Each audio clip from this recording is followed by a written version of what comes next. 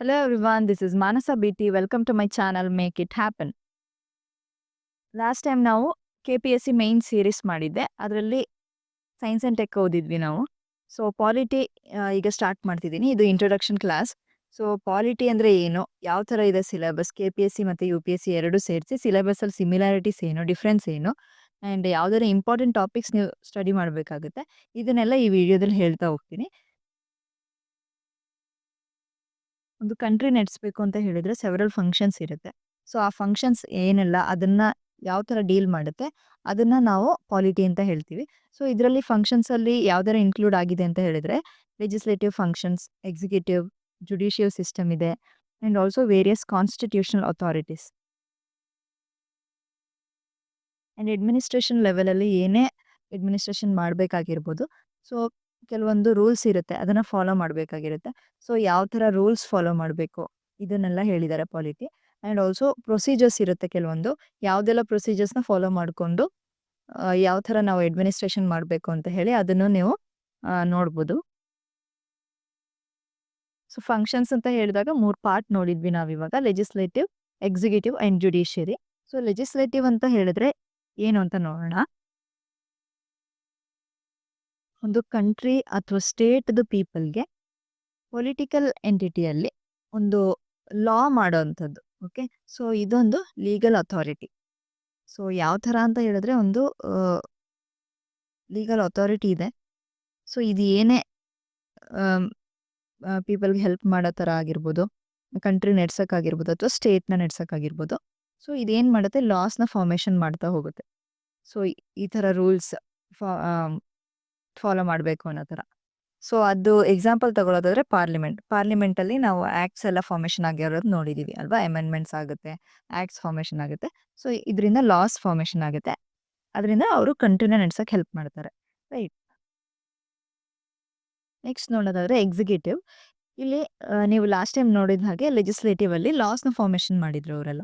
So executive ಅಂತ ಹೇಳಿದ್ರೆ ಇವ್ರದ್ದು ರೋಲ್ ಏನು ಅಂದರೆ ಎಕ್ಸಿಕ್ಯೂಟ್ ಅಥವಾ ಎನ್ಫೋರ್ಸ್ ಮಾಡೋದು. ಯಾವುದೆಲ್ಲ ಲಾನ ಫಾರ್ಮೇಷನ್ ಮಾಡಿದ್ರು ಅವರು ಅದನ್ನ ಎನ್ಫೋರ್ಸ್ ಮಾಡೋದು. ಸೊ ಫಾರ್ ಎಕ್ಸಾಂಪಲ್ ಇದರಲ್ಲಿ president, vice president, prime minister ಇವರೆಲ್ಲ ಬರ್ತಾರೆ. ಓಕೆ. ಸೊ ಜುಡಿಷಿಯರಿ, ಇದು ಏನೇ ಪ್ರಾಬ್ಲಮ್ಸ್ ಆದ್ರೂ ವರ್ಡಿಕ್ಟ್ ಕೊಡುವಂಥದ್ದು ಕೋರ್ಟ್ ಅಲ್ವಾ? ಸೊ ಯಾವುದೇ ಸ್ಟೇಟ್ ಕೋರ್ಟ್ ಆಗಿರ್ಬೋದು, ಸುಪ್ರೀಂ ಕೋರ್ಟ್ ಆಗಿರ್ಬೋದು. ಸೊ ಇದೆಲ್ಲ ಜುಡಿಷಿಯರಿ ಅಂಡರಲ್ಲಿ ಬರುತ್ತೆ.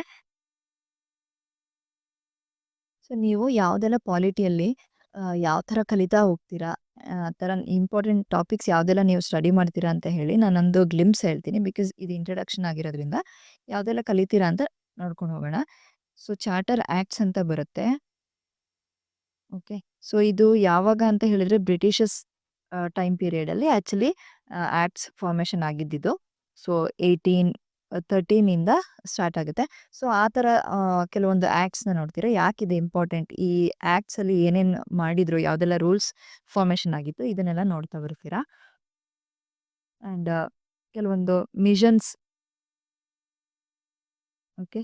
ಸೊ ಯಾವ ಥರ ಮಿಷನ್ಸ್ ಇತ್ತು, ಏನು ಪ್ಲ್ಯಾನ್ ಮಾಡಿದ್ರು ಅದರಲ್ಲಿ, ಯಾಕೆ ಅದು ಇಂಪಾರ್ಟೆಂಟ್ ಇದನ್ನೆಲ್ಲ ನೋಡ್ತೀರಾ. ಆ್ಯಂಡ್ ಕಾನ್ಸ್ಟಿಟ್ಯೂಷನ್ ಕಲಿತೀರಾ. ಓಕೆ. ಕಾನ್ಸ್ಟಿಟ್ಯೂಷನ್ನಲ್ಲಿ ಇದರಲ್ಲೂ ಅಷ್ಟೇ ಆರ್ಟಿಕಲ್ ಮತ್ತು ಪಾರ್ಟ್ಸ್ ಇರುತ್ತೆ, ಶೆಡ್ಯೂಲ್ಸ್ ಅಂತ ಬರುತ್ತೆ. ಸೊ ಯಾವ ಆರ್ಟಿಕಲಲ್ಲಿ, ಯಾವ ಪಾರ್ಟಲ್ಲಿ, ಯಾವ ಶೆಡ್ಯೂಲಲ್ಲಿ ಏನು ಮೆನ್ಷನ್ ಮಾಡಿದ್ದಾರೆ, ಯಾವ ಥರ ನಾವು ಕಾನ್ಸ್ಟಿಟ್ಯೂಷನ್ನ ಇಟ್ಕೊಂಡು ದೇಶನ ನಡೆಸ್ಕೊಂಡು ಹೋಗ್ಬೋದು, ಆ್ಯಂಡ್ ಯಾವುದೆಲ್ಲ ಇಂಪಾರ್ಟೆಂಟ್ ಆರ್ಟಿಕಲ್ಸ್ ಬರುತ್ತೆ. ಸೊ ಇದನ್ನೆಲ್ಲ ನೀವು ನೋಡ್ಕೊಂಡು ಹೋಗ್ಬೋದು. ಇದು ಮೇಯ್ನಾಗಿ ನಾವು ಎಕ್ಸಾಮ್ ಪಾಯಿಂಟ್ ಆಫ್ ವ್ಯೂ ಅಲ್ಲಿ ನೋಡೋದಾದ್ರೆ ಆರ್ಟಿಕಲ್ಸ್ ತುಂಬ ಇಂಪಾರ್ಟೆಂಟ್ ಆಗುತ್ತೆ. ಕೇಳ್ತಾ ಇರ್ತಾರೆ, ಜಾಸ್ತಿ ಕ್ವೆಶನ್ಸ್ ಅದರಿಂದನೇ ರೈಸ್ ಆಗ್ತಾ ಹೋಗುತ್ತೆ. And mains point of view ನೋಡಬೇಕು ಅಂತ ಹೇಳಿದ್ರೆ ನೀವು ಇದನ್ನೆಲ್ಲ ಯೂಸ್ ಮಾಡಿಕೊಂಡು ಆನ್ಸರ್ ರೈಟಿಂಗಲ್ಲಿ, ಕನ್ಕ್ಲೂಷನಲ್ಲಿ, ಬಾಡಿ ಬರಿಬೇಕಾದ್ರೆ, ಇಂಟ್ರಡಕ್ಷನಲ್ಲಿ ಯೂಸ್ ಮಾಡ್ಕೊಂಡು ಹೋಗ್ಬೋದು. ಆ್ಯಂಡ್ ಇದರಲ್ಲಿ ನಾವು ಕಾನ್ಸ್ಟಿಟ್ಯೂಷನಲ್ಲೇ ನೋಡೋದಾದ್ರೆ ನಮ್ಮದು ಕಾನ್ಸ್ಟಿಟ್ಯೂಷನ್ ಫ್ರೇಮ್ ಆಗೋಕ್ಕೂ ಮುಂಚೆ ಆ್ಯಕ್ಚುಲಿ ನಮಗೊಂದು ಸೋರ್ಸಸ್ ಬೇಕಾಗಿರುತ್ತೆ ಅಲ್ವಾ, ರೆಫರ್ ಮಾಡೋಕ್ಕೆ. ಯಾವ ಥರ ನಾವು ಇಂಡಿಯನ್ ಕಾನ್ಸ್ಟಿಟ್ಯೂಷನ್ನ ಫಾರ್ಮೇಷನ್ ಮಾಡ್ಬೋದು, ಸೊ ಏನೆಲ್ಲ ಆ್ಯಡ್ ಮಾಡ್ಬೋದು ಅಂತ ಹೇಳಿ ನಮಗೆ ಒಂದು ಐಡಿಯಾ ಬೇಕು. ಸೊ ಅದಕ್ಕೆ ಕೆಲವೊಂದು ಸೋರ್ಸಸ್‌ನ ನಾವು ರೆಫರ್ ಮಾಡ್ತೀವಿ. ಸೊ ಇದು ಯಾವುದೆಲ್ಲ ಸೋರ್ಸಸ್, ಯಾವುದೆಲ್ಲ ಕಂಟ್ರಿಯಿಂದ ನಾವು ಬಾರೋ ಮಾಡಿದ್ದೀವಿ, ಏನ್ನೆಲ್ಲ ನಾವು ಅಲ್ಲಿಂದ ಬಾರೋ ಮಾಡಿ ನಾವು ನಮ್ಮ ಕಾನ್ಸ್ಟಿಟ್ಯೂಷನಲ್ಲಿ ಆಡ್ ಮಾಡಿದ್ದೀವಿ. ಸೊ ಈ ಥರದ್ದು ಸೋರ್ಸಸ್‌ನ ನೀವು ನೋಡ್ಕೊಂಡು ಹೋಗ್ತೀರಾ. ಆ್ಯಂಡ್ ಕಾನ್ಸ್ಟಿಟ್ಯೂಷನಲ್ಲಿ ಹೇಳೋದಾದ್ರೆ ಎಮರ್ಜೆನ್ಸಿ ಪ್ರಾವಿಷನ್ಸ್ ಅಂತ ಇದೆ. ಓಕೆ. ಸೊ ಇದರಲ್ಲೂ ಎಮರ್ಜೆನ್ಸಿ ಪ್ರೊವಿಷನ್ಸಲ್ಲೂ ಆ್ಯಕ್ಚುಲಿ 3 ಟೈಪ್ಸ್ ನೀವು ನೋಡ್ತೀರಾ. ಸೊ ಅದನ್ನೆಲ್ಲ ಡೀಪಾಗಿ ನಾವು ಕಲಿತಾ ಹೋಗೋಣ. ನೆಕ್ಸ್ಟ್ ವಿಡಿಯೋ ಅದರಿಂದ ತರ್ತೀನಿ. ಆ್ಯಂಡ್ ಈಗ ನಾವು ಎಕ್ಸಿಕ್ಯೂಟಿವ್ ಅಂತ ನೋಡಿದ್ವಿ ಅಲ್ವಾ? ಸೊ ಅದ್ರದ್ದು ಎಕ್ಸಾಂಪಲ್ಸ್ ಎಲ್ಲ ಹೇಳಿದೆ.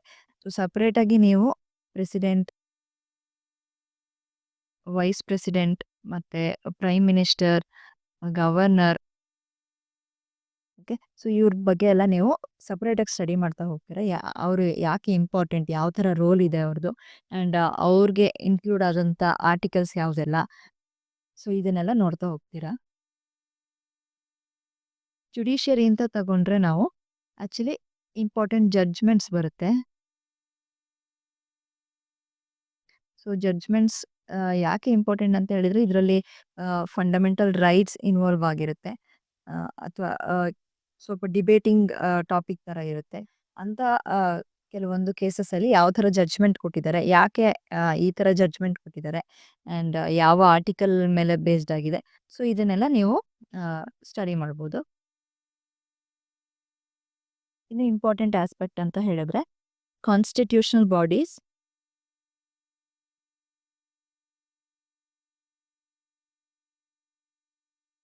ಕಾನ್ಸ್ಟಿಟ್ಯೂಷನಲ್ ಬಾಡೀಸ್ ಮತ್ತೆ ಸ್ಟ್ಯಾಚ್ಯುಟರಿ ಬಾಡೀಸ್ ಅಂತ ಬರುತ್ತೆ.